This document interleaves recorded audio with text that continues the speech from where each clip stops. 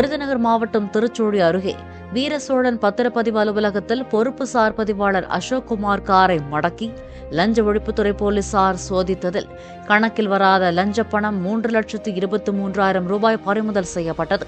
அசோக்குமார் மீது வழக்கு பதிவு செய்து விசாரணை நடத்தி வருகிறார்கள்.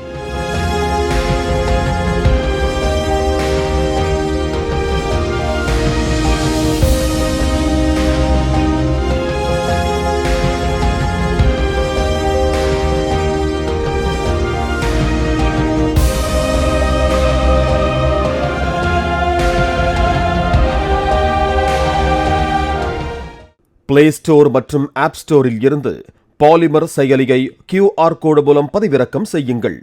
செய்திகளை உடனுக்குடன் பெறுங்கள்.